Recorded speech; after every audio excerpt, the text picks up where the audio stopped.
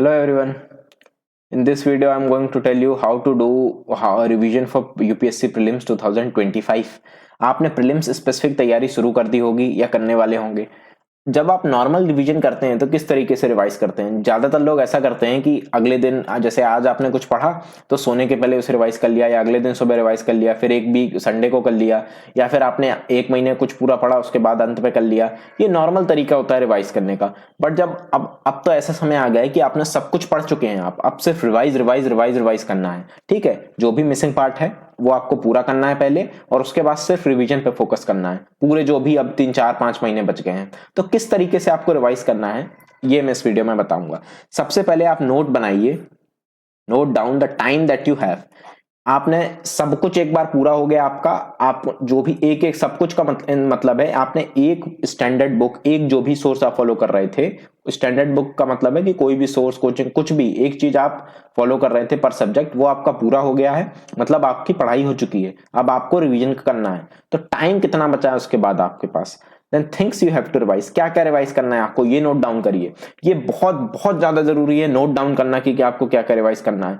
बहुत सारे लोग इतना ज्यादा रैंडम होते हैं, इतना ज्यादा मतलब उनकी तैयारी इतनी ज्यादा अनऑर्गेनाइज्ड होती है कि उन्हें पता ही नहीं होता कि उन्हें क्या रिवाइज करना है। आपको नोट डाउन करना पड़ेगा कि ये बेसिक बुक्स मैंने पढ़ी हैं, ये बेसिक सोर्स फॉलो किया है मैंने, एक हर सब्जेक्ट के लिए ये रिवाइज करना है। मैंने करंट अफेयर के लिए ये पढ़ा है, जो आपने मंथली मैगजीन पढ़ी होगी, या फिर वो नहीं पढ़ी तो पीटी 365 पढ़ी होगी, तो वो एक चीज मुझे रिवाइज करनी है। इसके अलावा पीवाईक्यू के मैंने नोट्स बनाए हैं लगा के, ये मुझे रिवाइज करना है। इसके अलावा जो भी आपने चीजें तय की हैं वो तय कर लीजिए कि क्या रिवाइज करना है। दिमाग में ये मत रखिए यार कि मैं ये छूट रहा है वो छूट रहा है, पहले ही तय कर लीजिए कि अगर मैंने इतना कर लिया तो मेरा हो जाएगा सिलेक्शन। ठीक है, बहुत हाई चांसेस होंगे सिलेक्शन के। Then decide things that you have to revise. Then number of times you aim to do revision. आप एम करेंगे कि यार मैं इसको कितनी बार रिवाइज करूं, है ना। आपके पास सपोज 3 महीने बच्चे सब कुछ करने के बाद, इसके बाद आपने सपोज एम किया कि मैं इसमें 5 बार रिवाइज करूंगा, 5 रिवीजन करूंगा मैं हर एक चीज का, तो आपने 5 बार रिवाइज कर लिया। ठीक है, तो अब सेकंड चीज आ जाती है, divide the time that you have with the number of times you want to revise. आपके पास टाइम था 3 महीने का, यानी कितना, 90 डेज का। आपने कितना तय किया, 5 बार आप रिवाइज करेंगे, तो कितना आ गया, 18 डेज। 18 डेज पर रिवीजन, यानी कि आपको एक रिवीजन के लिए 18 दिन, 18 डेज मिले हैं। आपने सबसे पहले क्या किया, टाइम कितना बचा है, क्या क्या चीज रिवाइज करनी है, नंबर ऑफ टाइम्स।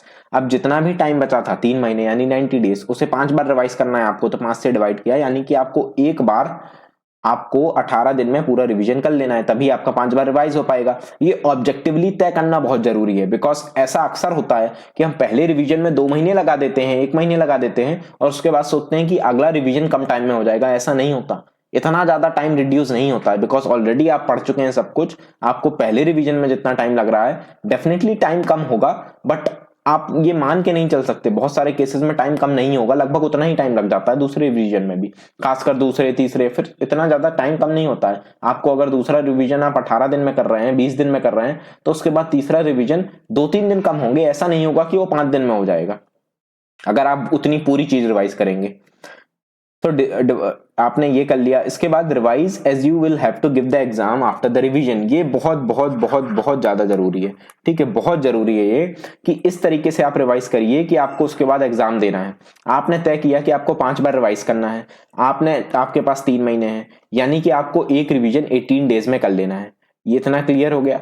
तो आपने 18 डेज में जो भी आपकी बेसिक बुक्स हैं, जो भी आपके करंट अफेयर है, जो भी आपका पीवाईक्यू के नोट्स हैं, जो कुछ भी आपने तय किया था, things that you have to revise, ये स्टार्ट में तय कर लिया था, वो पूरा रिवाइज करिए। इस तरीके से पढ़िए उसे कि आपको 18 डेज के बाद एग्जाम, रियल एग्जाम, जो मेन एग्जाम है उसमें बैठना। इस तरीके से आप पढ़िए, तभी आप उतना फोकस, उतनी एफिशिएंसी रख पाएंगे, और आप तभी आपकी चीजें अच्छे से हो पाएंगी। तो ये सबसे ज्यादा जरूरी है कि आप उस 18 दिन में ये मत सोचिए कि यार मेरे पास अभी 72 डेज और लेफ्ट है, मैं उसमें कर लूंगा। उसके बाद फिर आप सोचेंगे कि यार अभी 3 रिवीजन और करने हैं, मैं उसमें कर लूंगा। ऐसा नहीं होना चाहिए। आपका पहला रिवीजन ही इतना स्ट्रांग होना चाहिए कि उसके बाद आप एग्जाम में बैठ सकें, अगला फिर उतना ही स्ट्रांग होना चाहिए, फिर उतना ही स्ट्रांग। इसी तरीके से आप 4 5 5 बार करेंगे, तभी आपकी चीजें अच्छे से क्लियर होंगी।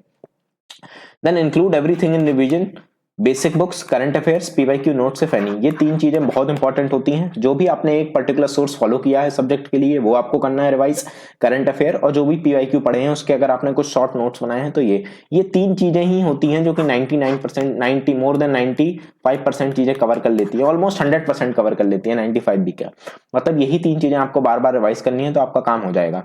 Then in subsequent revision give more time to things that you feel that you are weak in. ठीक है, आपको ये पता चल जाएगा कि आप किस चीज में वीक हैं। सपोज आप if you are weak in economy, आपको लग रहा है कि यार मेरी इकोनॉमी वीक है, मुझे चीजें समझ नहीं आ रही है, मेरे जो मैं मॉक्स दे रहा हूं उसमें क्वेश्चन गलत हो रहे हैं, मैंने पढ़ चुका है, मैंने रिवाइज कर ली है चीजें, बट जो मैंने पढ़ा है उससे भी क्वेश्चन जो आ रहे हैं वो मेरे बार बार गलत हो रहे हैं, इसका मतलब ये है कि वो आपका वीक है।